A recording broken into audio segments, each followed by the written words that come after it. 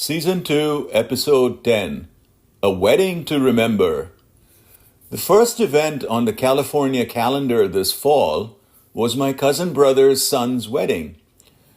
Knowing my cousin to be a very socially active and well-connected personality in the Bay Area, I was anticipating a large gathering at the various events, and that did stir the social anxiety butterfly within me. However, with my newfound resolve, I bravely showed up at each event, minus one, all decked up in fine attire, striking up a conversation where possible, or otherwise remaining quiet and observant. I was struck by how meticulous all the planning and preparations were. It was evident that the wedding was a true labor of love for my cousin and his wife. For me personally, the wedding was an excellent opportunity to reacquaint myself with several friends and family members. When the sun set and the music grew louder, I found myself on the dance floor, dancing my blues away. Overall, I was pleasantly surprised at finding myself being able to mingle and assert my personality. My aunt's passing did cast a shadow on the proceedings, but everyone did their best to remain focused on the newlyweds and the celebration. After 3 exciting days of whirlwind activities, everyone started dispersing and returning to their normal lives. We returned to our daughter's place and got ready for the next phase of our California adventure.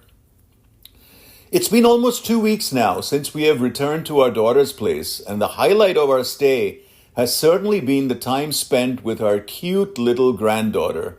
She is so sweet and playful. It has taken some time for her to warm up to us, but once she does, she is just so cuddly and adorable. She has become very clingy to her mom, and we are trying our best to wean her away from her. Not always an easy task. Though everyone is trying their best to make me feel at home, I sometimes feel isolated, as if I don't belong here. I have been so used to growing up in a secluded household that I find it very difficult to accept others around me. I'm just not able to relax. Work provides me with an escape to retreat to my corner of the room and immerse myself in computer-related tasks. My brother-in-law and his wife have arrived from India, and with them the pace of activities has picked up. Leading up to the auspicious days of Diwali, there is festivity in the air. Our extended family has arrived, and with them my social interactions and driving duties have also increased, which can sometimes be anxiety-provoking. My depersonalization makes it difficult to engage. I try my best to remain focused, but I find myself becoming reticent and withdrawn. Time in California gave me the opportunity to pause, reflect, and practice mindfulness. During my almost daily walks, I resolved to give up on worry, anxiety, and regret, and let the universe provide divine intervention. This approach created peace, clarity, and resolve. The sightseeing trip to Las Vegas and Grand Canyon was hectic, chaotic, and exciting. It was my first time visiting Las Vegas, and I was certainly wowed by its glitter and glamour. I didn't feel confident enough driving a rental car in new surroundings, so I stuck to a navigator role.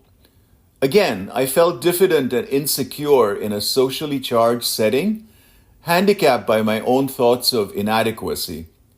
Having a few drinks did loosen me up, but for the most part, I did feel uneasy whenever I had to talk. I'm quickly realizing that my depersonalization is here to stay, and no amount of medication is going to cure it. The resulting depression and anxiety can be treated to a certain extent by medication and therapy, but overall my disposition will always remain somewhat reserved and aloof. I seem to be gravitating towards Buddhist practices of mindfulness, acceptance, and gratitude. Whatever happens in life, whenever it happens for a divine reason, and is destined to happen.